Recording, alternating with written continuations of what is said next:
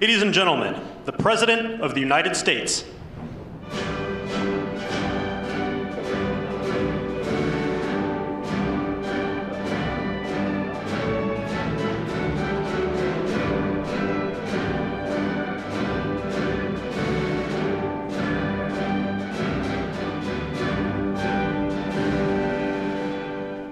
Thank you very much. Thank you. Please.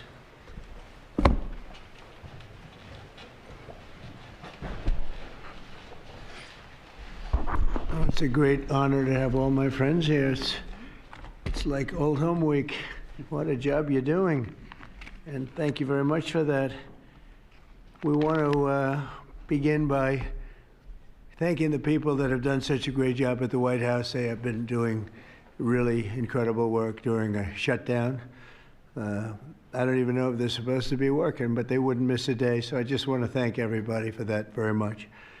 And we're here today to discuss a sweeping, unprecedented, and historically successful operation that my administration has carried out in recent weeks to arrest, prosecute, and permanently remove members of foreign drug cartels from American soil. And the people gathered around this table are the ones that are doing it, and in this room. Some of them sitting a little bit behind. In fact, some of them I'm surprised are not actually at the table. You people should be very insulted by that.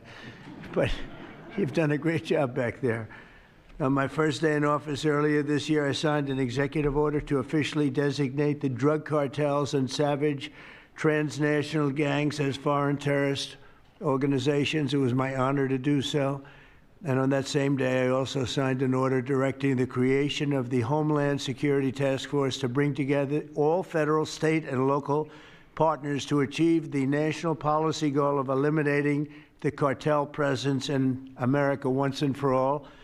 And the results are, and it's early, and the results are spectacular. Led by ICE and the FBI, this task force includes the Department of Justice, the Department of War, DHS, the intelligence community, ATF, the DEA, the U.S. Marshals, and the state and local agencies in every part of our country. Other than that, we don't include too many people. That's a hell of a group, isn't it, huh? When you think of it, that's not a group you want against you. Certainly not at one time. In addition to the task force members, we're pleased to be joined by representatives of law enforcement at every level, the highest level, actually, but every level, including National President of the Fraternal Order of Police, Patrick Yos. Where's Patrick? Patrick, thank you, Patrick. Thank you for the endorsement, too. That really hit it off. I would have gotten 98% anyway, but it was still good to have your endorsement. Thank you, Patrick. I don't forget those things. President of the National Sheriff's Association, Chris West. Chris? Thank you, Chris, very much. Great, good job. Major Cities Chief Association Executive Director Laura Cooper. Laura, thank you, Laura, very much. Major County Sheriffs of America Executive Director Megan Noland. Megan, thank you. Thank you very much. And President of the National Border Patrol Council, my friend, and a very good speaker, by the way. Whenever he gets up and speaks, I say, that guy can really speak. I don't know. I don't want him to run for office. I want him to stay where he is. Paul Perez. Paul. Thank you, Paul. Where is Paul? Hi, Paul. What are you doing over there, Paul? Good job. Good speaker you are, though, Paul. I mean it, too. You've made some incredible speeches, and all from the heart, too, right? Some great ones.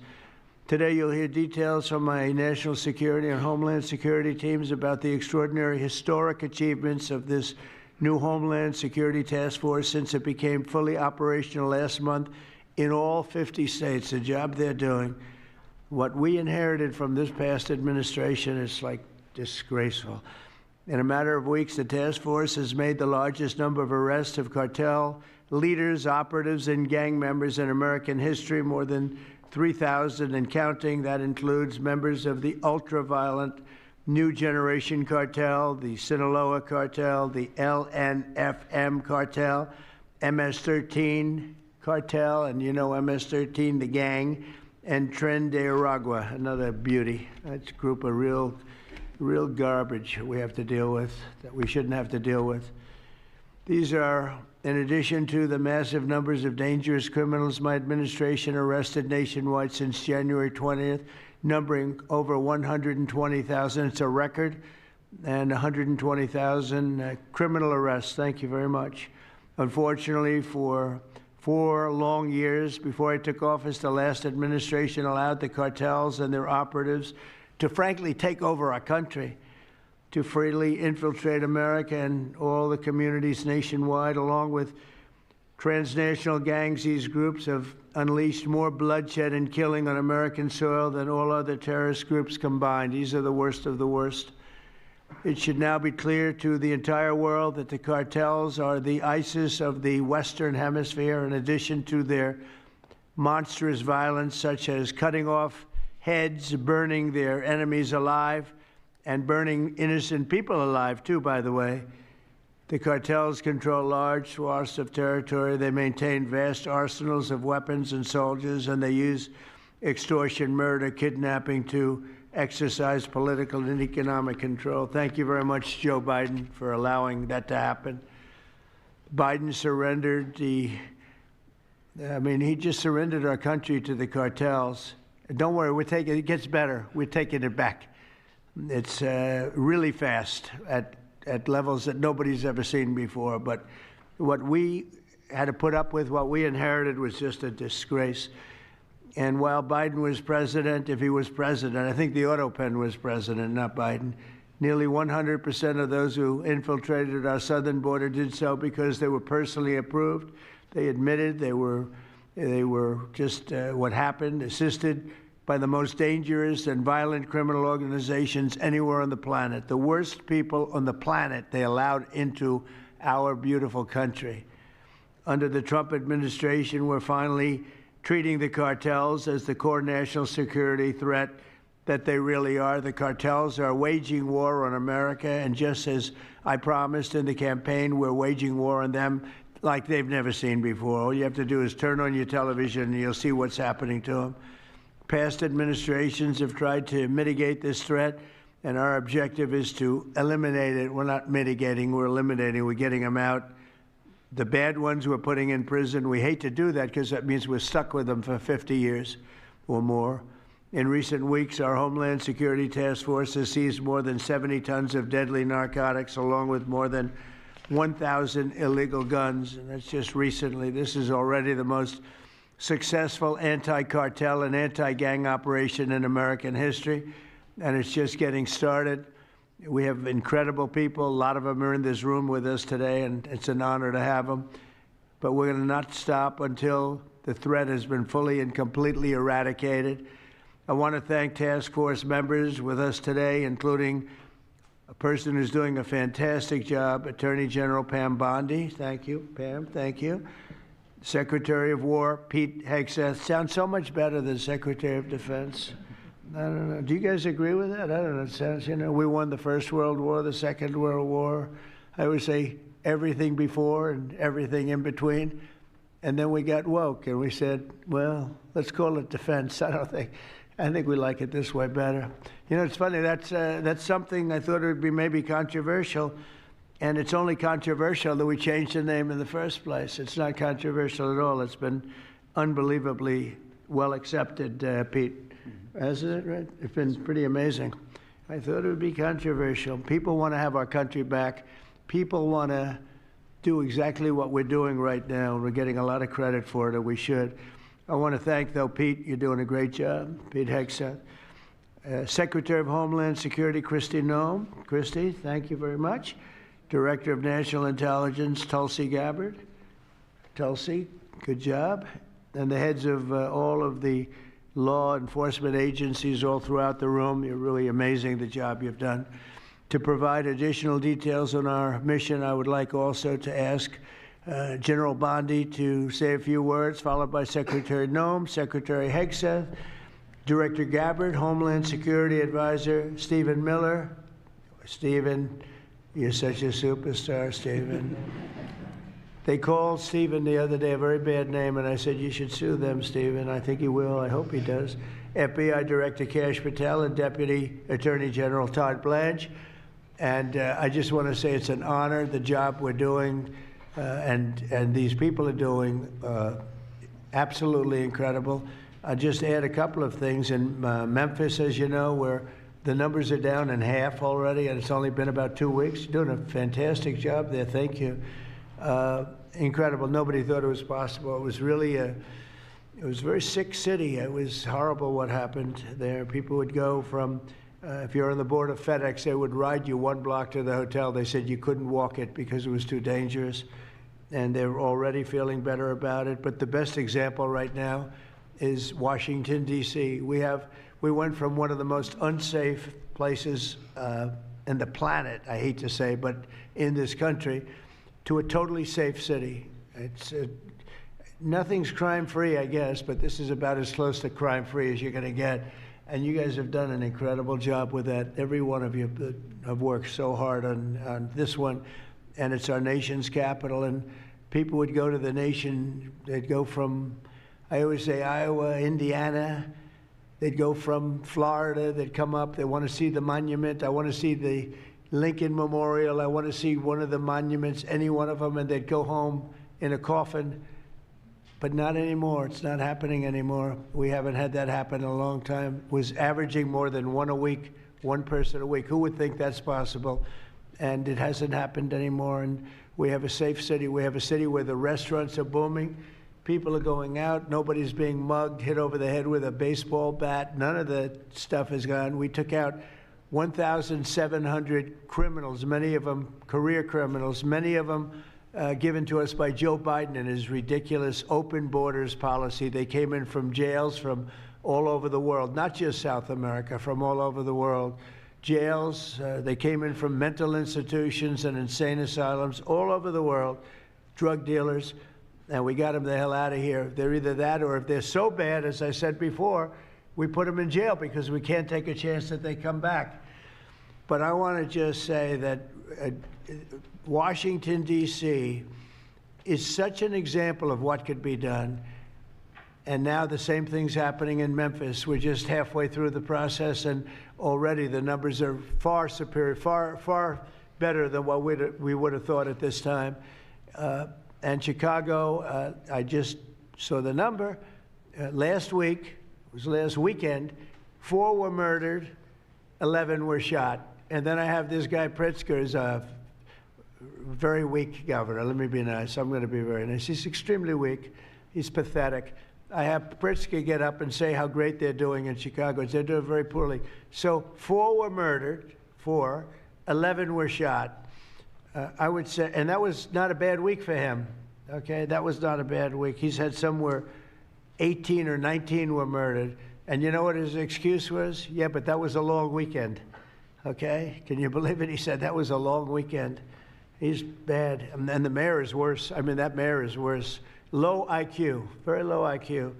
And we don't need low IQ people. We need people that are going to take care. And I love Chicago, and I love those beautiful women, black women, beautiful women wearing MAGA hats. And they're all over the place in Chicago. They want protection. They don't care if it's the National Guard, if it's the Army, Navy, Coast Guard, Marines. They'll take Space Force, okay? Space Force, send them in. They just don't want to be mugged, killed, raped, shot in the head, and we stop it. So we're going to be given a very special, we're going to give Chicago very special care.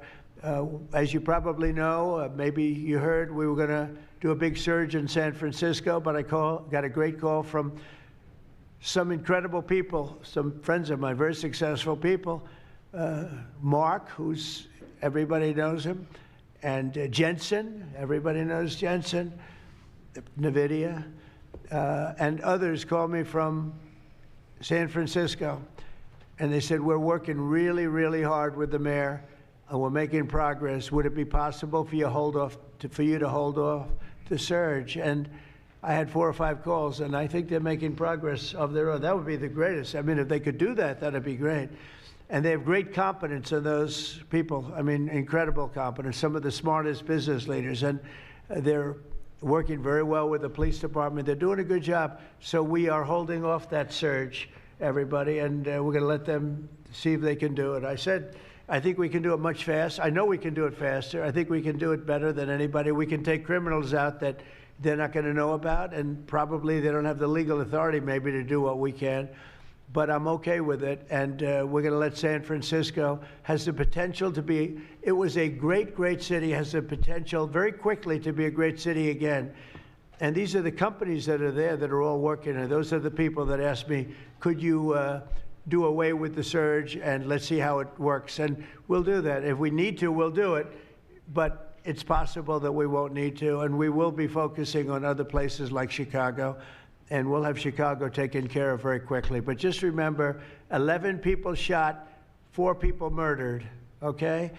And that was this weekend, and that was Chicago. And then you'll see Pritzker get up and talk about, well, we have it under control. They don't have it under control. It's just the opposite. It's getting worse. So we'll take care of, as soon as we give the go-ahead, which is all I have to do is give the go-ahead. We won the big court case the other day on the National Guard. That was a good case. Same thing with Portland, speaking of that, because that's where we won it. But, I mean, I looked the other night, Saturday night, Portland is like burning to the ground, and these people are saying, it's just friendly stuff. The whole place is burning to the ground. So we'll take care of that one. That's like an insurrection more than it is anything else. That's crazy. Portland's crazy. And then you listen to these radical left people talking about it's really okay. You're seeing things. You're really seeing things. So we're going to take care of Chicago. We're going to take care of Portland. We're going to take care of Memphis. We're proud of D.C. There's nothing to take care of anymore, but we're not going to let it ever go bad. It's never going to happen again, our nation's capital. And with that, I'm just going to tell you that Pam Bondi has done a fantastic job. And Pam, would you say a few words, please? Thank you, President Trump, and thank you for your leadership. And this is all about collaboration. And around this table, I'm looking around this table, we all work so well together. I don't think another administration in our nation's history has worked so well together. We talk constantly, Secretary Noem, Tulsi, Pete, constantly, but also all of our agencies working hand in hand, and that's why this is so successful. And these people around this table are working 7 days a week, 24 hours a day, even though the Democrats have tried to shut down the government. Terry Cole, I'm laughing because you're around the clock, you're all over the world. Director Patel, you're unstoppable, what you're doing around this country. Gowdy Serralto, U.S. Marshal, Rob Sakata and Dan Driscoll wearing your ATF hats. Rob, I was on the texting, Todd Blanche and I were on the texting you at 1 a.m.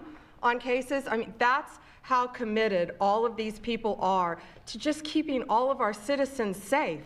And that's what it's all about. And this project is the brainchild of Stephen Miller.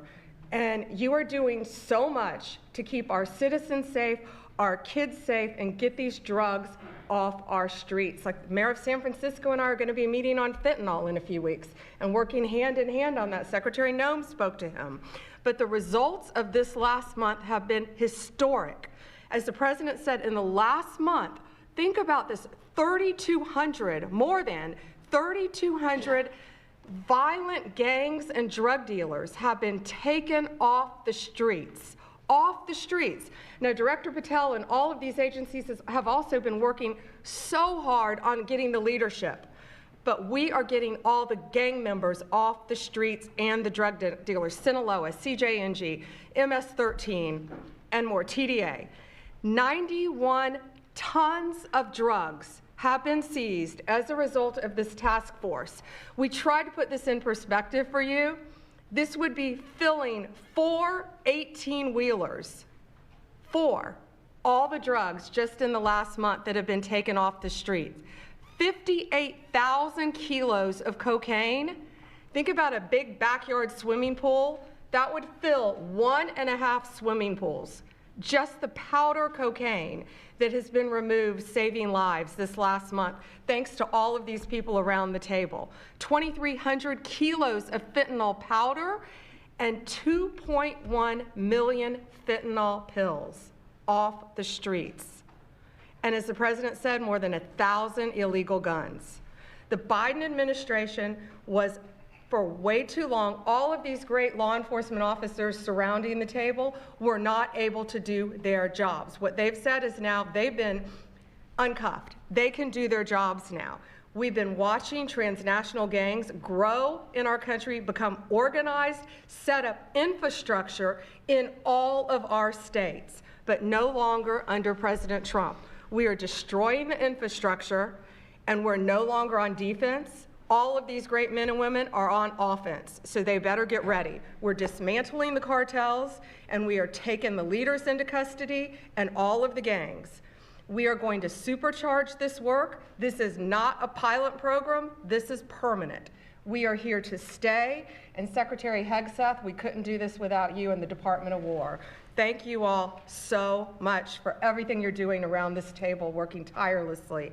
And President Trump, thank you for giving them the ability to do it. Thank you very much. Thank you. Mr. President, since the year 2000, we have lost over 1 million Americans to drugs, to overdoses, to these cartels that have proliferated that kind of a disease on our people and have gone to war with our next generation of Americans. When you signed the executive order that was protecting the American people from invasion, what you did is that you took these cartels and gangs that we've known for decades and you declared them to be what they really are, and that's terrorists. You declared war on them, and you didn't say we were just going to fight them. You said we are going to destroy them. And everybody around this table is so honored to be here to work with you to destroy these terrorists that have been killing Americans for years and getting rich off of it. I'm so proud of the work that was done just in the September surge. You referenced that earlier. We had over 400 operations that went down in those first 43 days of the Homeland Security Task Force in operations that brought, as Pam referenced, 3,200 terrorists to justice, got them off the streets. Sir, we also have had over precursors and chemicals that were brought in. We've had the work at the southern border. We've got Border Patrol here at the table with you. Fentanyl has been cut down by 50% coming into this country over our borders. We've continued to work not just nationally, but internationally and on our maritime borders as well. The ICE agents that have so much violence against them and threats against them, sir, they get up every day ready to work with this task force to be able to keep people safe. And then we've got Coast Guard, who's been doing just a ton of our incredible interdictions out on the seas and the waters in cooperation with operations that you've targeted in the Caribbean with the Department of War. And sir, I just want to thank you for the leadership you put at this table, for your cabinet members, for Stephen Miller, for putting this in place to make sure that what you did when you consolidated the Homeland Security Task Force, you took 1,000 other task forces that were already established in the federal government and you streamlined them into this room, into this group right here, so that we can look at each other in the face every day and say, what's our problem? How do we address it? How do we fix it? And then we go to work together with our arms linked to do exactly what you told us to do. And that's not just protect the American people from invasion, but to kill these terrorists. You gave us the task to eliminate them, destroy them, so that they can't destroy the next generation of Americans. So thank you, sir. Thank you for the people you put around this table. Thank you very much. That's a great job. Thank you. Pete? Yes, sir. Well, thank you, Mr. President, for your leadership. Chief, likewise, Tulsi and Todd and Dan and Pam and Christy and Stephen and Cash. I mean, I could go around the table. From the Department of War, we are thankful and grateful for the incredible effort that your agencies put in. And we could not be more proud to stand shoulder to shoulder with you, not superficially, not kind of over here, but front and center on the Homeland Security Task Force, right there with you. Because our department has spent over 2 decades defending other homelands, and we're very proud to be defending our own. And if you talk to the troops down, say, on the southwest border, Mr. President, morale is sky high and continues to be, because they're proud to be defending their own communities, their own state, and their own country. So when that executive order was signed, the mission was clear: protecting the American people against invasion. And so the Department of War went straight to the southwest border. We still have 10,000 troops there. We have national defense areas. We're standing alongside the Border Patrol, and we've locked that border down, 100% control of the southwest border. You stop the invasion. And then we're proud to be going on the offense, counter-cartel operations. And it's not counter-cartel, as was mentioned. These are designated terrorist organizations, foreign terrorist organizations. Our generation spent the better part of 2 decades hunting al-Qaeda, hunting ISIS. Well, as the president said, this is the ISIS, this is the al-Qaeda of the Western Hemisphere. They intimidate, they terrorize, they extort, They poison the American people. The president's right. Every boat we strike is 25,000 Americans whose lives are saved because of the drugs that were headed in our direction. So our message to these foreign terrorist organizations is we will treat you like we have treated Al-Qaeda. We will find you, we will map your networks, we will hunt you down, and we will kill you. And you've seen that evidence in the maritime domain, whether it's in the Caribbean or in the Pacific with the last 2 strikes. We know exactly who these people are. We know what networks they work with, what foreign terrorist organizations they're a part of. We know where they're going, where they originated from, what they're carrying. And they know we know. And that will soon start to change the calculus of these boats. So the critique of this is, of course, as often is the case, wrong. We know our authorities. It's locked tight. And we're going to treat them like foreign terrorist organizations on the offense. So the Department of War is not going to degrade or just simply arrest. We're going to defeat and destroy these terrorist organizations to defend the homeland on behalf of the American people, making the jobs of law enforcement safer in the process, making the communities of Americans safer in the process. We think it's a very core mission of the Department of War, and we're proud to be here, Mr. President. Thank you very much, Pete. Thank you. Tulsi, please. Yes, thank you, Mr. President. The key reason that you are hearing about these incredible effects is, number one, the team that you've assembled here and the leadership and the tone that you have set, first and foremost, about keeping the American people safe. The intelligence community plays a critical role in being able to support our law enforcement at the federal, state, and local level to make sure that they're armed with actionable intelligence to be able to actually go after those who threaten the safety and security of the American people. Mr. President, under your leadership, for the first time, there is a newly created National Intelligence Fusion Cell at the Office of the Director of National Intelligence, National Counterterrorism, that has a very simple purpose: to make sure that we have two-way intelligence sharing of actionable information between the intelligence community and law enforcement. I want to talk briefly about 3 successes that we've had just here in the last few weeks, Mr. President, through the success of this interagency fusion cell. Just this last week, our National Counterterrorism Center supported, through actionable intelligence to both U.S. law enforcement as well as Mexican law enforcement, the arrest of a Sinaloa cartel boss, El Plato, in Juarez, Mexico, as well as his top 3 money launderers.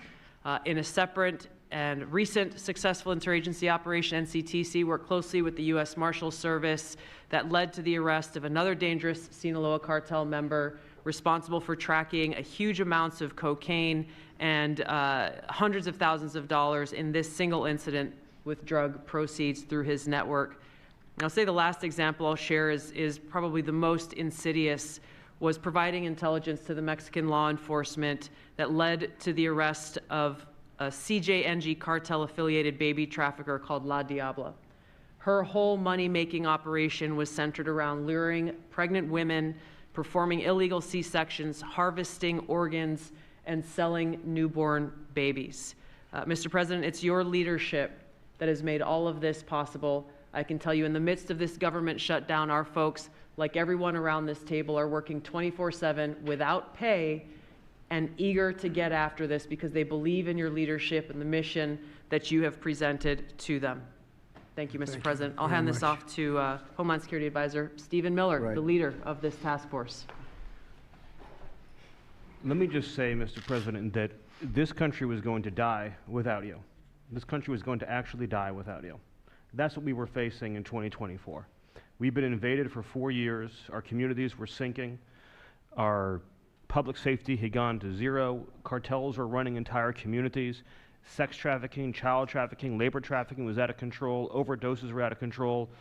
The cartels were claiming more and more territory. City services were buckling. This was a country on the verge of dying, and you alone saved it. And when you stepped forward originally in 2016, you started the movement to make America great again, and that means make America great again in every way, and that means safety and prosperity and peace and freedom from cartels and crime and gangs.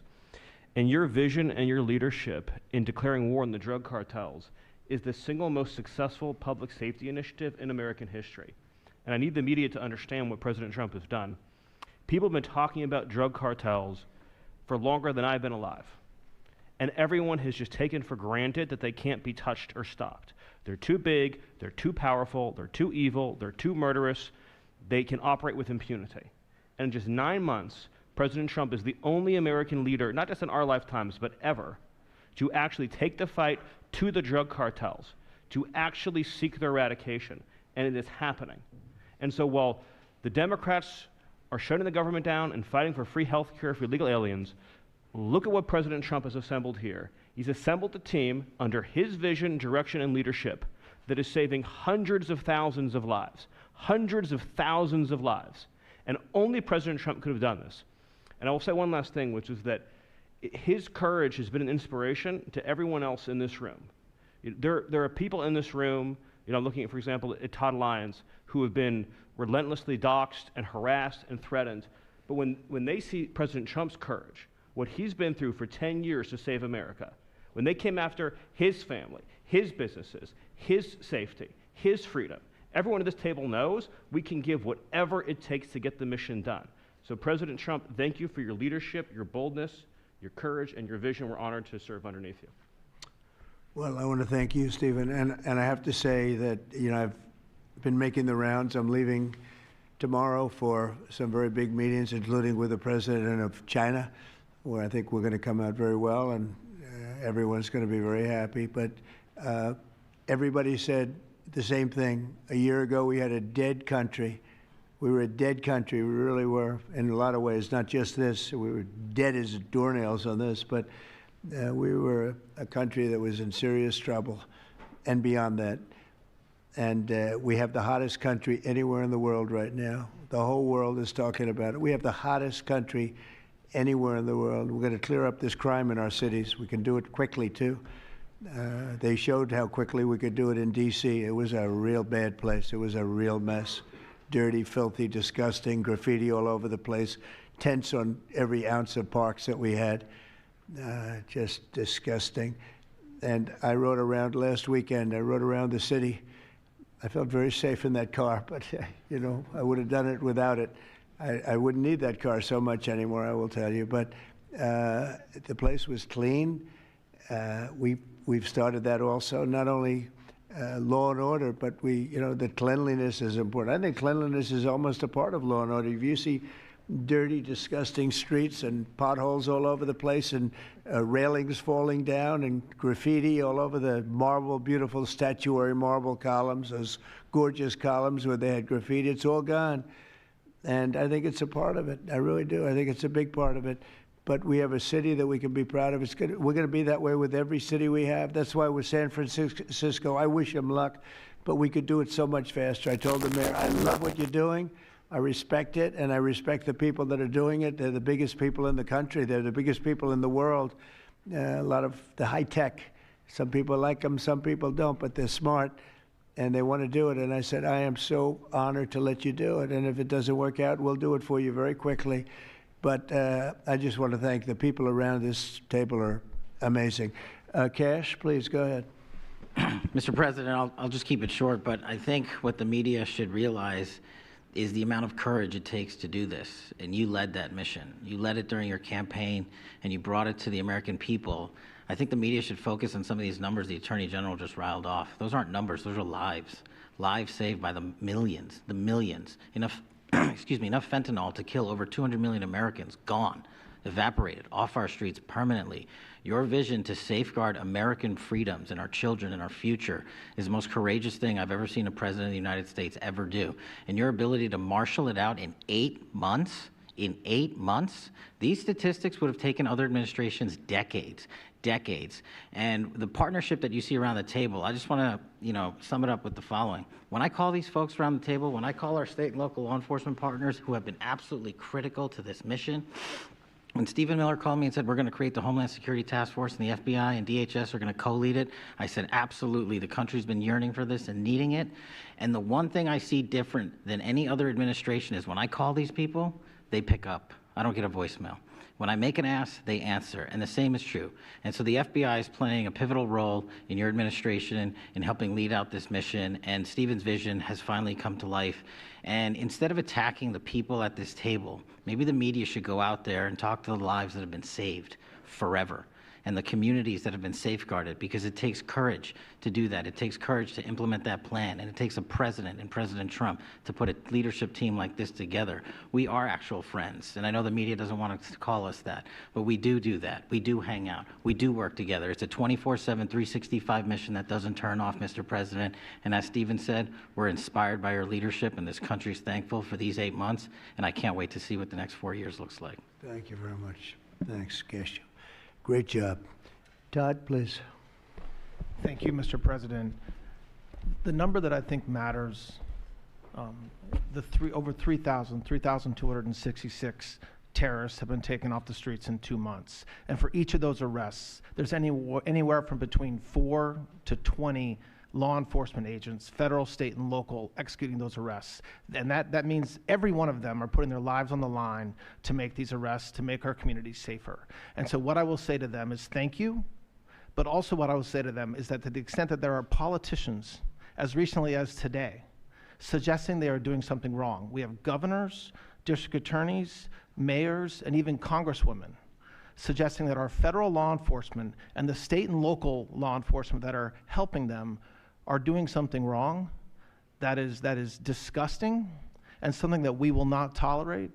That every day Attorney General Bondi and I talk with all of our partners, making sure that they know that if any one of our federal agents, our state or local agents working under the HSTF banner are even touched by any of these terrorists or rioters, they will be prosecuted to the fullest extent of the law. When politicians aid these terrorists by trying to give them comfort or protection or suggesting that somehow our men and women are doing the wrong thing, same problem. We will not tolerate it, Mr. President. So thank you to all of our state and local men and women that are helping us, and our federal law enforcement officers that are literally putting their lives on the line every single day. We will always protect you. Thank you, Mr. President. Thank you very much, Todd. A really good job you're doing, too. Thank you. Any questions maybe pertaining? Mr. President. How about pertaining to this for a little while? And whoa. Would you have any questions of these incredible people? Mr. President. Mr. President. Yeah, go ahead, please. Go ahead. Mr. President, thank you. Mr. President, thank you. Good to see you. If I could just ask both of you, including Secretary Hegseth, there's reporting the U.S. just sent B-1 bombers near Venezuela to ramp up some military pressure there. Is that accurate, and can you tell us more about that mission? No, it's not accurate. No, it's false.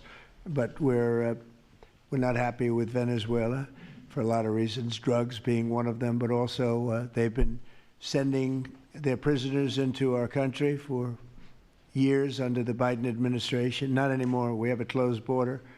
We had actually nobody for the last 4 months, I guess 5 months. They say they report nothing. They report zero. I don't know if that can be possible, but we'll accept it, right, fellas? But we have closed borders. We have people coming into our country, but they only come in legally. We have the strongest borders we've ever had. We might have the strongest borders of almost any nation right now. And that's a big difference from what it was 2 years ago when everybody was pouring in. But we're very unhappy with Venezuela because of what they've done. They've emptied their prisons into our country. Nobody can do that. Only a stupid person would have accepted it. And that's what we had running our country, very stupid people. So we're not happy with Venezuela, I will tell you. Yeah. Mr. President. Mr. President. Thank you, President Trump. Yeah, you okay? Yes. On fentanyl. We're going to lose Sorry it. about that. On fentanyl, we have President some Trump. good medical help right over there. That's all right. On fentanyl, according to CDC data, nearly 330,000 Americans died over the past 5 years from fentanyl. That's 1 in every 1,000 Americans who died. It's more than that, but that's all right. Yes, It's I more. know you think it's even more. I'll be discussing that with President Yes, Xi. so that's actually my question. I figured it was. I was wondering, since it mostly comes from China and has caused such carnage in the U.S., what are you going to say to convey the seriousness? And also a second question for you or Secretary Hegseth. Is there any evidence that China is now smuggling fentanyl through Venezuela to bypass U.S. and Mexican port controls? They are doing that, yes. But they are paying right now a 20% tariff because of fentanyl. That's billions and billions of dollars that they're paying. We're actually, on November 1st, the tariff on China goes to 157%. which is record-setting territory. And we don't want that because it's not sustainable for them. They can't sustain that. We don't want them to have to go through that. So I'm meeting with President Xi, and I would say we have some big issues, like with the farmers and various other things, but the first question I'm going to be asking him about is fentanyl. And if you think about it, they make $100 million. Think of this. They make $100 million selling fentanyl into our country, $100 million. They lose $100 billion with the 20% tariff. So it's not a good business proposition. It's $100 billion approximately that they have to pay. That's a big penalty to make $100 million. So I think they want to do something. They want to put it on the list. It's on the list. It's one of the things we're talking about, and I'm putting it right at the front of the list. So they pay a very big penalty for doing that. And I don't think they want to be doing it, and we'll see what happens at the end of next week, because I'll be meeting next week, as you know, along with, we're stopping in Malaysia, we're stopping in South Korea, we're stopping in Japan. I'm meeting with President Xi actually in South Korea, so it'll be the first thing on the list. Yeah, please. Yes, Mr. President. On the drug boats, sir, has there been any discussion about capturing one so that you can show the amount of narcotics? We know everything about them. Yeah, Jennifer. We know everything about them. We know where they're coming from, who they're coming with, generally who's in the boat. I'll let Pete discuss it a little bit, but they have incredible intelligence. And you know, usually when you see 5 engines, I've never even seen that before, but when you see 5 engines on a boat going about 65 miles an hour, loaded up with white powder in silver cases, generally speaking, that's not a good sign. They're not going fishing, right? And you don't see any fishing rods, right? So, Pete, I'll let you discuss that a little bit, please. Well, yes, sir. Likewise, generally you don't see fishing in submarines either, sir. So the U.S. military, as I mentioned, nobody better in the world at mapping networks, identifying who's connected to who inside terrorist organizations. It's just the media is used to hearing that when it pertains to Afghanistan and Iraq and ISIS and Al-Qaeda. But if you reframe how you understand the world in our own hemisphere, that's exactly what these foreign terrorist organizations are. And so we will track them, we will map them, we will network them, and we will hunt them and kill them because they're trying to and they are killing and poisoning the American people. And inside that, we have all the license necessary, all the authorities necessary to take these kinetic strikes, and we'll continue to take them.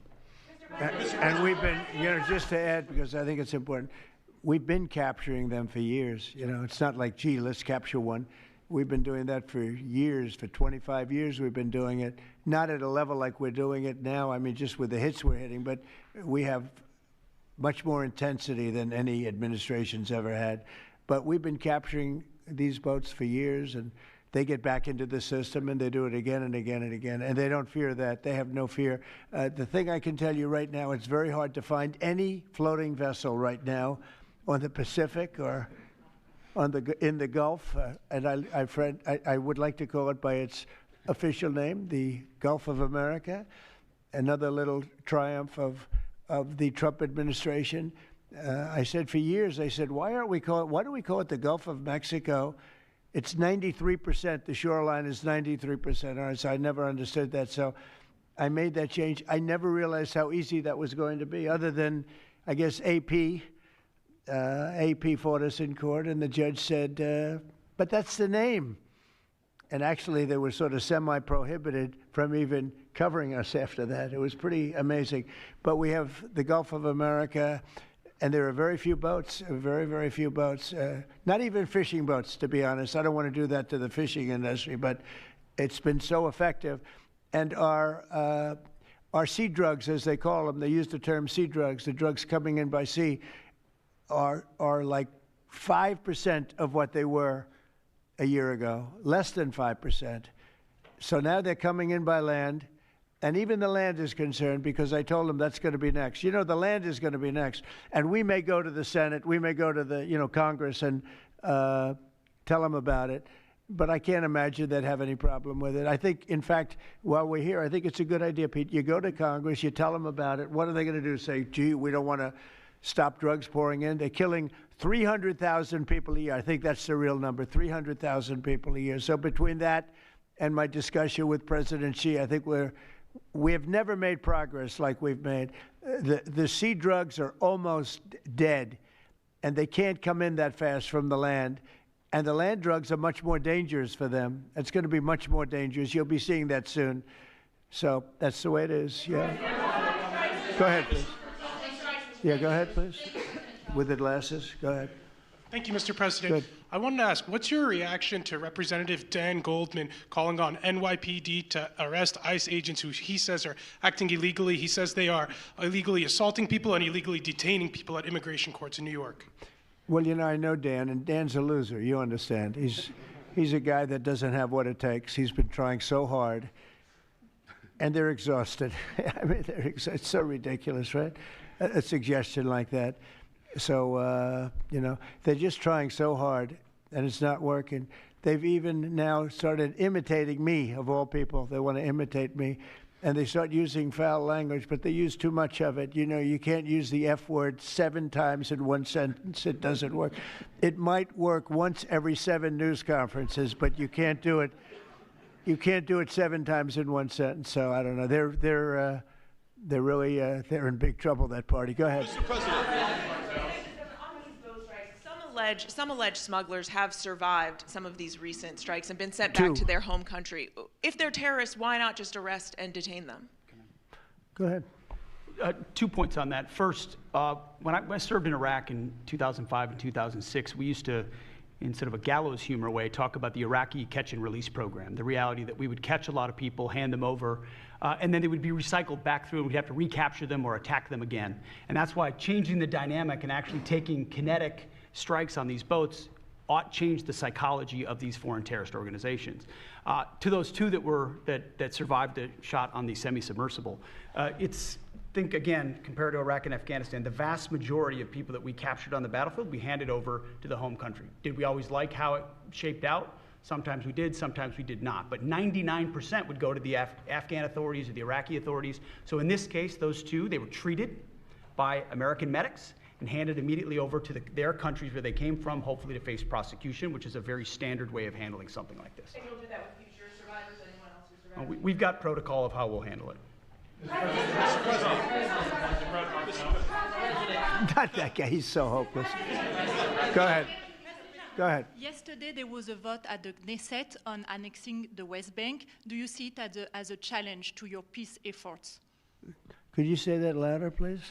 Yes, yesterday there was a vote at the Knesset in Israel on annexing the West Bank. Do you see it as a challenge to your peace efforts? Will you answer that, please? Because I cannot understand the words you're saying. Where are you from? Where are you from? You're from France. Beautiful accent, but we can't understand what you're saying. Huh? She said a vote at the Knesset on the West Bank. The West Bank is, don't worry about the West Bank. Israel's not going to do anything with the West Bank, okay? Don't worry about it. Is that your question? They're not going to do anything with the West Bank. Don't worry about it. Israel's doing very well. They're not going to do anything with it. Yeah, please, go ahead. Thank you, President Trump. Are there any safeguards in place to protect Americans from fentanyl and cartels when you leave office in 2028? Any protocols that could be put in place in case a future administration comes in that wants open borders? And I also have a question for the Secretary of War as well after your answer. Well, the biggest thing we can do is make sure they don't come in, because open borders, they would destroy. It's amazing that our country is even surviving with what we went through, coming in by the millions and coming in from the wrong places. You know, I know all these people that run these countries, and they're smart. They're very street smart, and they're not sending their best, you know. They're not sending, they're taking them out of their prisons and their mental institutions, as I say over and over again. They're the drug dealers. They're the drug addicts. They're people that don't work. I mean, the best of them are people that don't work. They don't work. They're on welfare, their form of welfare, which is tiny. You know what their form of welfare? They give you a piece of paper.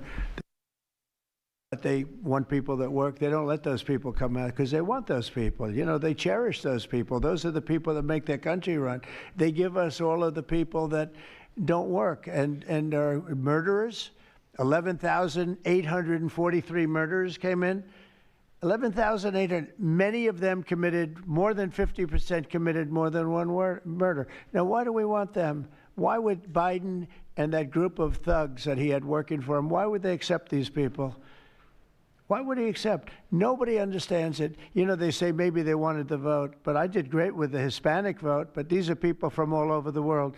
Why would they do it? So one question, no matter what I do, I can't, you always like to know the opponent. You have an opponent. What are they getting at? And usually you can. Why would they allow 20 million, maybe 25 million people into this country, almost all of which, but most of which should not have been allowed into our country? It's one of the great enigmas. What they've done to this country should never be forgotten. In history, should never, ever be forgotten. And now it looks like we're going to have a communist mayor in New York. That'll be a lot of fun. But remember this, they have to go through the White House. Yeah, please, go ahead. Today you pardoned the founder of Binance. Can you explain why you chose to pardon him? And did it have anything to do with his involvement in your Which one? family's... Who is that? The founder of Binance. He has an involvement in your own family's crypto one, business. yes. I believe we're talking about the same person because I do pardon a lot of people. I don't know. He was recommended by a lot of people. A lot of people say that, are you talking about the crypto person? Yes. A lot of people say that he wasn't guilty of anything. He served 4 months in jail, and they say that he was not guilty of anything, that what he did, well, you don't know much about crypto. You know nothing about nothing, you fake news. But let me just tell you that he was somebody that, as I was told, I don't know him. I don't believe I've ever met him. But I've been told by a lot of support. He had a lot of support. And they said that what he did is not even a crime. It wasn't a crime, that he was persecuted by the Biden administration. And so I gave him a pardon at the request of a lot of very good people. Mr. President. Yeah, please. Yes, Daniel. President, thank you so much. This is the kind of question I like. Yeah, right here. the numbers from this task force are jaw-dropping. I wanted to know, this is a question for you and both Stephen, since it was said this is your brainchild. What are the lessons to be learned from the success of the task force, and what are your continued goals with this task force now that you have about 3 years left? Well, the best thing we have going is we have such talent around this table. I could go over every one of these men and women, and we have unbelievable talent. They've got the naturals, you know, like somebody that hits a baseball or a golf ball or a, you know, that you see more, it's more evident. It's beautiful because it's sports. You can tell somebody right away, are they good or are they not? These people are the most talented people at what they do. And when we started talking about this, Stephen and all of us, it seems so easy. What is surprising to me is how quickly we can straighten out a large city, a big city, a mean city, a city that's sick, that got very sick with guns all over the place, with bullets shooting all over, where you take your life in your hands if you go out and buy a loaf of bread. That's not America. That's not our country. And those people don't care how you do it. They just want it done. They really do. You know, when you go to the people in the street, they don't know. Is it National Guard? They just want it done. They want to be safe. And we've gained a great following of Americans, real Americans, people that want to be safe. But I think the biggest thing we say is we have tremendous talent. We were able to recognize, like a football team, like a baseball team, we were able to recognize the talent. And the talent is largely in this room for the whole country. It's largely in this room. There's really nothing like it. And that's why I think we had D.C. done, not perfectly, but pretty much done, at least normalized in 12 days. When you say 12, would you say 12 days? On the 12th day, it felt different. And you know, we took a lot of bad people out, never to come back again. Then most of them never to come back again. But there's great talent, and there's also great courage. I've been watching what goes on. And then you have the radical left lunatics, and what's that all about? I mean, they're fighting us because we want to stop crime. Where do these people come from? They're paid money. I guess they're paid a lot of money. But like I saw that ridiculous march the other day, I say, these people are not representative of our country.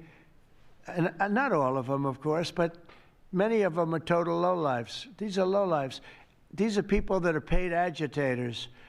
and they're not representative of our country. So I don't know. I can just tell you that our country has tremendous spirit right now. You know that better than anybody because you cover it well.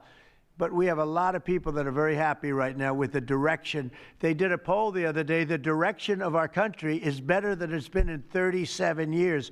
And I'm upset because I think it should be better than that. I actually said we should be better than that. So, you know, thank you very much for your question. Brian?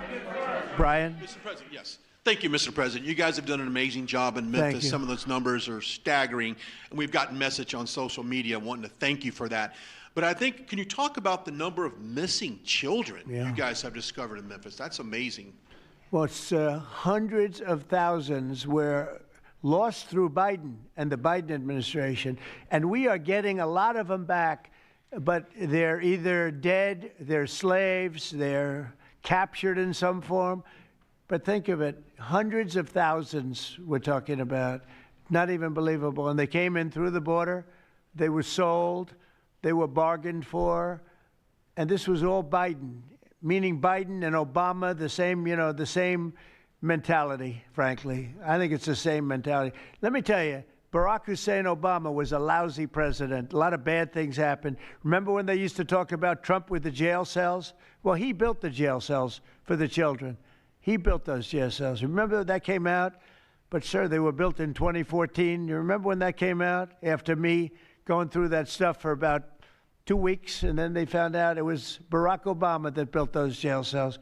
No, these people they were bad leaders. I hope we don't have it again. I hope we don't have it again because, you know, our country's come back a long way, but it can only withstand so much, and we don't want to ever go through that again. We never want to have open borders again. We don't want to have men playing in women's sports. We don't want to have transgender for everybody. We don't want that. We want to have a great country with low interest rates, nice housing, great education, a strong military, the basics. Yes, please. In last night's New York City mayoral debate, Zohran Mamdani said he would close Rikers Island if elected. What kind of impact would that have on public safety? Well, it's not good. I guess it's not a very nice place, but you need it. You know, you need something. You have a lot of additional people in New York City that should not have been here. They came here through the open border, through Biden's. You know, I don't know how they even do it. New York City's always been tight for money. And then they spend, you know, $8 billion, and nobody complains about it, on people that just showed up and they just came out of nowhere. Where did they get the money? All of a sudden they have money. I tell you what, we have to keep our prisons very fair and very safe, but you get a lot of criminals. We have a lot of additional criminals. I used to talk about it. They used to say, well, only good people come in from foreign countries. I said, that's not right. I didn't know that for a fact, but it had just started, right? The open borders and people flowing in by the millions. They make our criminals look like the nicest people on earth. That's the only good thing. They make our criminals look like nice people. They are the meanest, the most vicious. Tren de Aragua, you don't get any sicker. They cut people's fingers off because they called the cop. Did you call the cop? Yes. They cut off his finger so he can't call the cop anymore. And then they said, next time we're going to cut off your hand if you cut, because they took over his apartment in Colorado. You know, Colorado, they took over a town, then they took over another town, and you have a weak governor over there. He doesn't know what the hell he's doing, so he lets it go on. But we're getting them out of here. We're getting them all out. They're going back to lots of, not just Venezuela, they're going back to lots of countries. Venezuela would be one, however. Yeah, please. Thank you, Mr. President. Yeah. A moment ago, you said that if Secretary Hegseth went to Congress and briefed them on the operations against we will go, I said. You will go. And we it would will be go. difficult for them to object. I don't see any loss in going. No reason not to. You know, they'll always complain, oh, we should have gone. So we're going to definitely, I'd like to just tell you, let's go. We'll go. And Mr. We're going to President, tell them what we're going to do, and I think they're going to probably like it, except for the radical left lunatics. And Mr. President, if you are declaring war against these cartels and Congress is likely to approve of that process, why not just ask for a declaration of war? Well, I don't think we're going to necessarily ask for a declaration of war. I think we're just going to kill people that are bringing drugs into our country. Okay, we're going to kill them. You know, they're going to be like dead. Okay. Yeah. Yes, red hair. Thank you. Beautiful red hair. Thank you. I'll tell my hairdresser that. She'll love it. This is a question for both you and the Secretary of War, Mr. Hegseth. Who are you with? I'm with the Center Square. We're a newswire service. With everything that's going on between the narco-terrorists in the Caribbean, and then also with more Chinese, Iranian, Russian ships also taking part in Venezuela. Are you have any plans of expanding operations out of Roosevelt Roads, and in fact, placing home porting some ships there? Yeah, go ahead, Pete. We're familiar with the location that you're referring to, and we'll make sure that we're properly displaced in order to deal with the contingency we're dealing with there, and also any ways in which other countries would attempt to be involved also. So we can walk and chew gum. We're definitely keeping our eyes on near-peer adversaries at the same time, but we think sending a message on these cartels, these narco-terrorists, is an important inside our hemisphere, which for far too long, other presidents, as the president pointed out, they've ignored our own backyard and allowed other countries to increase their influence here, which only threatens the American people. We're changing that. One big thing that has happened, though, because you mentioned expansion and expand our efforts. So when I was running for office, second term, everybody was talking about the fact that nobody wanted to join the military, nobody wanted to join the great police force. You know, they didn't want to join New York's finest or any of our police forces. They didn't want to join anything having to do almost like with the country with the uniform. We are setting records with the Army, Navy, Air Force, Marines, Space Force, Coast Guard. We're setting records. We've never had anything like it. And I'll tell you when it started, November 5th. We didn't even have to wait till January 20th. They saw spirit. And now we have people coming in that are, it's unbelievable. And if we wanted to increase our military force, if we wanted to increase any one of these, including police forces, they can now get men. People didn't want to be policemen and women. They didn't want to be firemen and women. They didn't want to go into the military. We were having tremendous recruiting problems, and now we're setting records. We literally, last year at this time, you were doing stories that the recruitment was a disaster. We couldn't get men and women to go into the military. Now we have such an overabundance. We've never had, I mean, it's, as I understand it, it's like record-setting recruitment. This is in less than a year. It's been amazing. So this is a good time to expand if we want to do it. And I think we should. I think we should. And we probably will. Yeah, please. Yeah. Blue. A couple questions for you. First for you and Secretary Hegseth. Is the administration supportive of sending National Guardsmen to cities for the express purpose of aiding deportation and immigration enforcement efforts? To expand deportation efforts? Sending National Guardsmen to U.S. cities for the express purpose of aiding deportation and immigration enforcement efforts. What we've done so far is stand alongside federal law enforcement in every way, facilities and personnel, but also we have a great deal of lift inside the military. We're able to move assets in a way that no other aspect of the U.S. government can. And so where we can rapidly assist with mass deportations, we have been happy to do that. And then one more question, if I may. Is the administration at all supportive of potential measures to crack down or regulate or even ban apps that track ICE agents' locations? What do you mean by that? Like specific apps that are used to track the location of ICE agents? I guess we'll do that. I'm not a big app guy. I'm not into that too much. I think Pam might be it. Let's go. Yes. Good answer there. Yes. These organizations, President Trump, are coming in and their apps to track our federal law enforcement officers, and it jeopardizes their lives, where they're going to be, their location. And we've actually been working really well with the tech companies who have been cooperating because they don't want our law enforcement officers to get injured. So yes. Well, I mean, I see it with ICE, where they're having, you know, where they define where they live, who they are. And, you know, I didn't have a big view on the mask, but I now understand why they should wear masks. I think it's very dangerous for them not to wear masks. They can do whatever they want. I notice some do it and some don't, but it's pretty dangerous. But when you look at, you know, you talk about that question, I think it's very dangerous, and I think you're coming down on that very hard, right? We are. Yeah, please. Sir, Mr. President. Go ahead. Thank you, sir.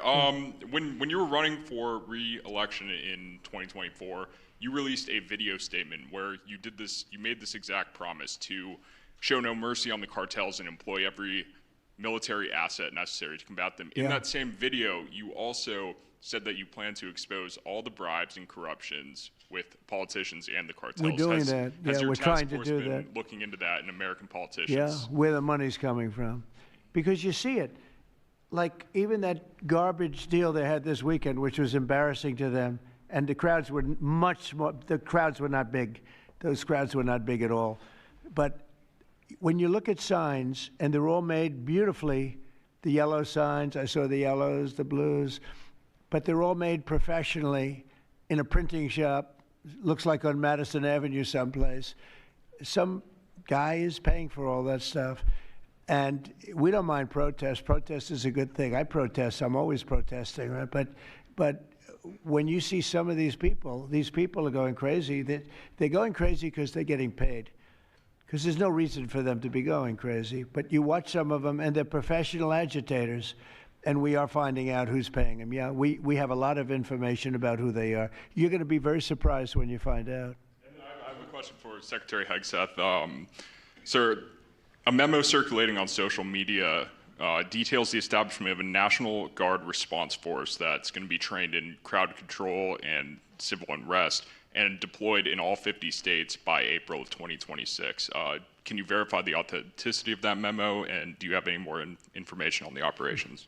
I'm not going to answer particulars on something that may be in the planning process, but we definitely do have multiple layers of National Guard response forces, whether it's in each state, whether it's regionally, whether it's Title 10 active duty, whether it's Washington, D.C.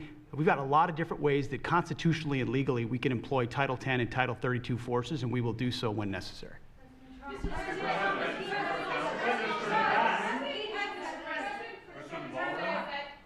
Thank you. President Putin basically said today that Russia is immune from U.S. sanctions. He said that it would not impact the Russian economy in any serious way. Is he Good. wrong? I'm glad he feels that way. That's good. I'll let you know about it in 6 months from now. Okay. Let's see how it all works out. Yeah. Go ahead, please. Blue.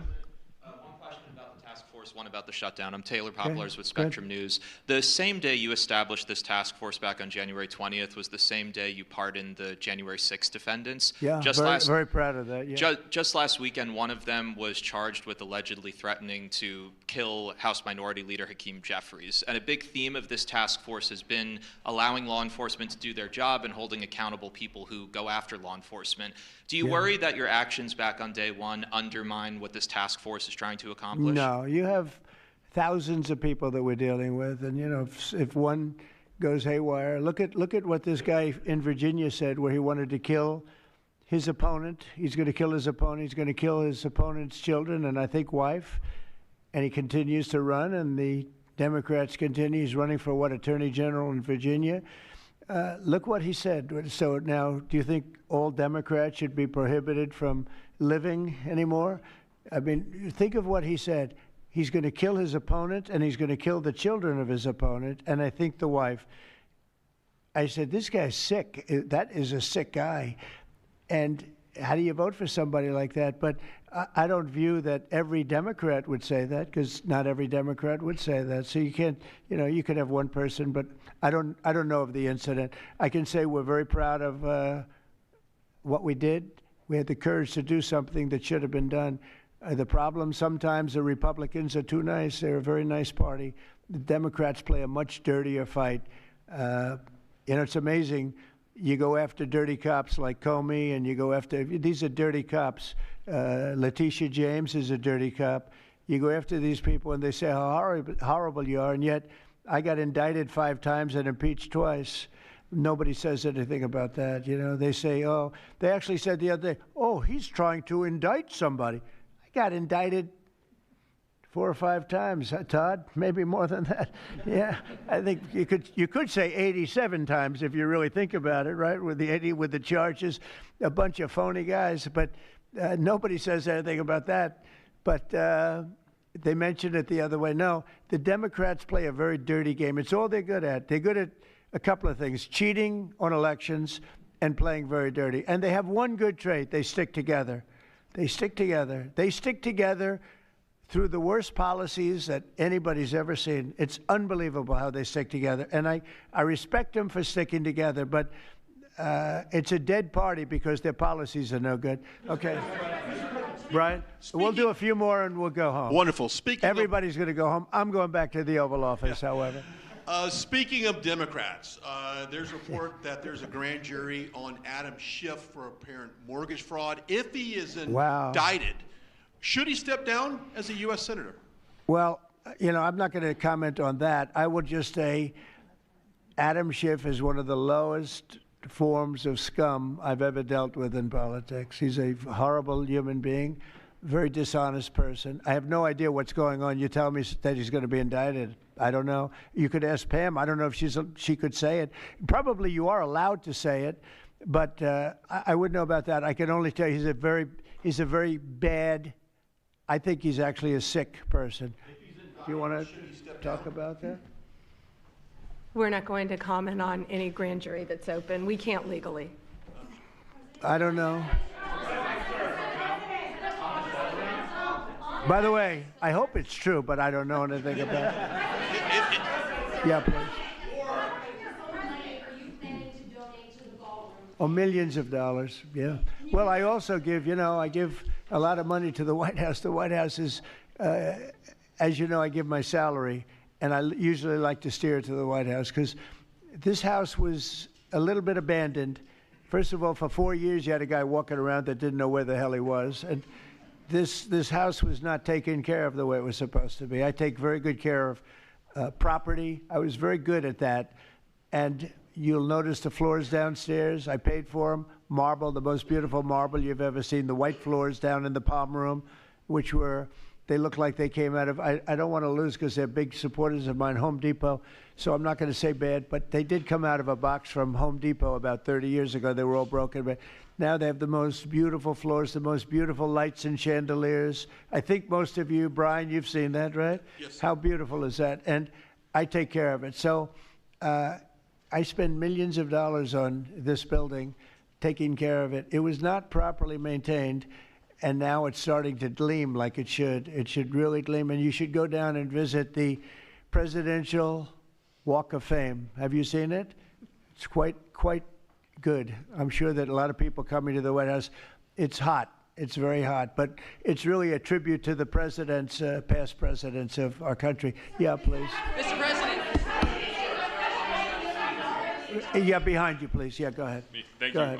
So on Monday, a question for you as well as Secretary Noem. On Monday, Mayor Karen Bass of LA and Representative Robert Garcia, they held a press conference and they called for an investigation into DHS, accusing them of unlawfully arresting U.S. citizens and racially profiling and only arresting people because, in Robert Garcia's words, they look like me. He's a Hispanic individual. Do you have a response to that? Are you asking me that question? You as well as Secretary Noem. They are arresting bad criminals, and they're really good at it, too. I look at the numbers, they always like to say that, oh, you're arresting this and that. Then when you check it, you find out, geez, almost every single time, and, obviously every once in a while they may get one wrong, but they always correct it. They're able to correct it. But they are arresting really bad people. They're arresting people that kill, people that would cut your throat and not even care about it. These are brave people, and it's very dangerous. And if they go even a little bit too far, they get into trouble, which is a shame. I protect them, but they get into trouble. But they're arresting very serious criminals, and they're getting them out of here. Okay, one or two more. Doug, do you have a question?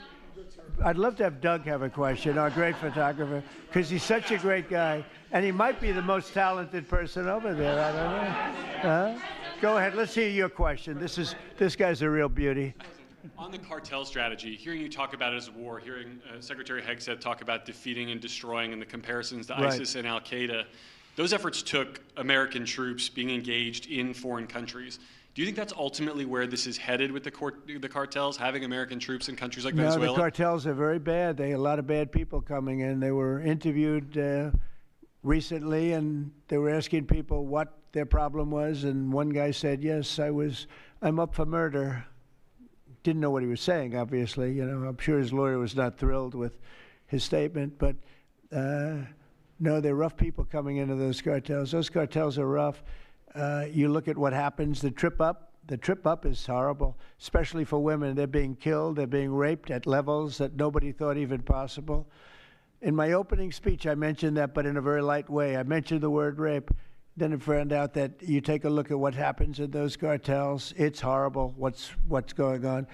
And we're doing the world a big service by just telling them, you know, you don't have too many cartels now because they know when they get up here, they're going to be stopped. Under Biden, they were just flowing into the country. It didn't matter what you were, where you came from, what you looked like, what your record. They didn't check records. Millions of people came into this country that should not be in our country right now. We've gotten a lot of them out. It's the single biggest problem that we were given. Inflation, I've already taken care of.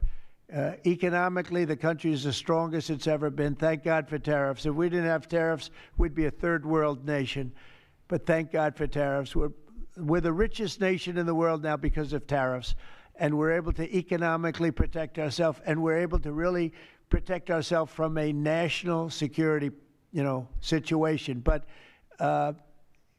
we have cartels that, somebody came up with the word cartel. I won't tell you who that person was, but you got a lot of bad people in the cartels. And you could look at a country like Mexico, and I really respect the president. I really respect a lot of the people over there, but a lot of the leadership. But they are in fear in their own country because those cartels are running those countries, okay?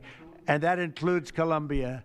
Colombia is a drug den. It's a drug den, and it has been for a long time. You got a lousy leader over there right now, bad guy, a thug. But they make cocaine at levels that we've never seen before, and they sell it back into this, and they're not going to get away with it much longer. We're not going to put up with it much longer. Colombia is very bad. Mexico is run by the cartels. I have great respect for the president, a woman that I think is a tremendous woman. She's a very brave woman. But Mexico is run by the cartels, and we have to defend ourselves from that. Go ahead. Let's go with you. Go ahead. Let's listen to this beauty.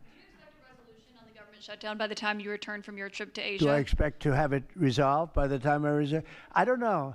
I said long ago we shouldn't have been in this problem. This was September 28th. It came due in Biden's regime, and before the election, September 28th, and they pushed it off into the future. And I was running when they did that. And when you're running, but I did say, what the hell are they doing? That and debt ceiling. They also pushed the debt ceiling past the election date, so that would mean the next president has it. But I did say that I think the Democrats have gone totally crazy, and you don't know what they're going to do because they don't care about the people. They don't. I really think they have no leadership. They have a lot of very low IQ people. Jasmine Crockett is a low IQ person. A lot of them are. I don't want to insult too many of them, but a lot of them are.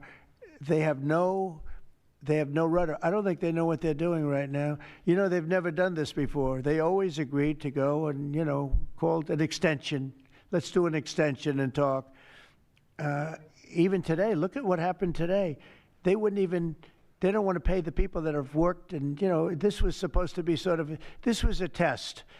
And they wouldn't pay the people that have been working. They said, no, we don't want to pay them. This is all the Democrats. Now, all we need is 5 Democrats. And I know a lot of Democrats that are saying they're more than 5. Probably not that many more than 5, but they're more than 5. And all we need is like 5 Democrat votes so we open our country again. Sad, though, we have the greatest economy in our history. We have the highest stock market. All these things are rocking. We will have, by the end of my first year, more than $20 trillion of investment.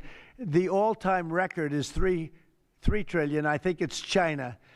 We're going to have $20 or $21 trillion. We've never had anything like it coming in because of tariffs. The money pouring into our country, the plants that are opening, AI, automobiles, everything. And the Democrats want to close our country. They're really, they say deranged. They suffer. I guess it's Trump derangement syndrome, which I think is going down now as an official condition by the doctors. I think they get paid extra money if they handle it because it's more difficult to handle than a normal mental disease. But you know what?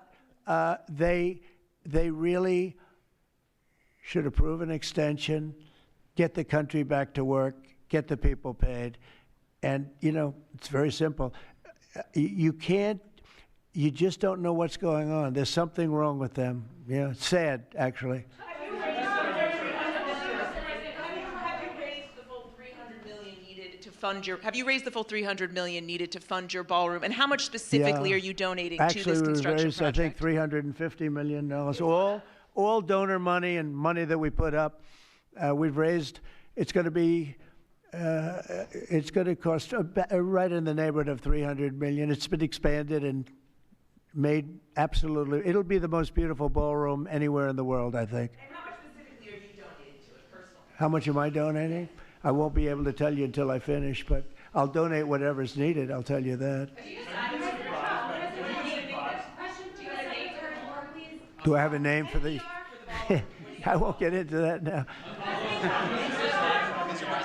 Yeah, go ahead, please. In the next couple of days, a lot of Americans are going to go without their first full paychecks. Federal workers. By the way, a friend of mine, talking about donors, a friend of mine, a man that's great. I'm not going to use his name unless he lets me do it.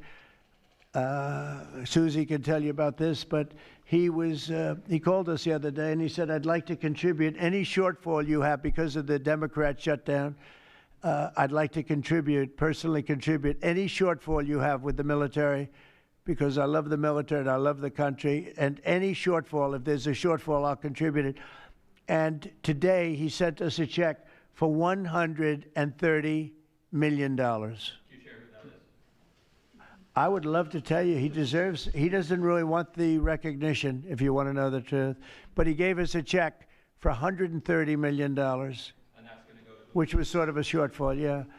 And that's going to go to the military, yeah. Is that the correct number? $130 million. That's what I call a patriot. Okay, thank you very much, everybody. Thank you. Thank you.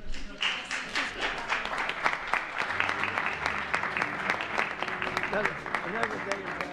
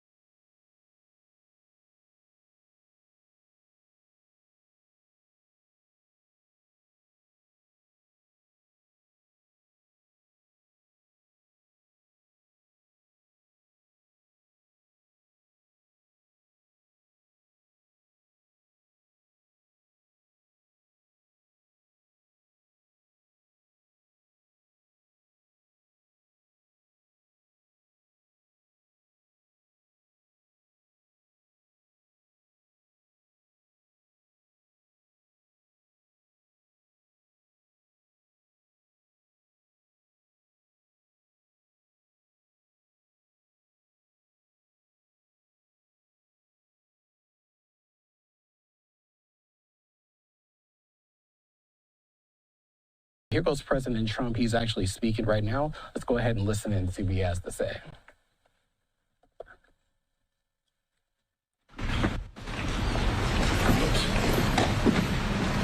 For the media, I will tell you, this is a serious group of people. Right?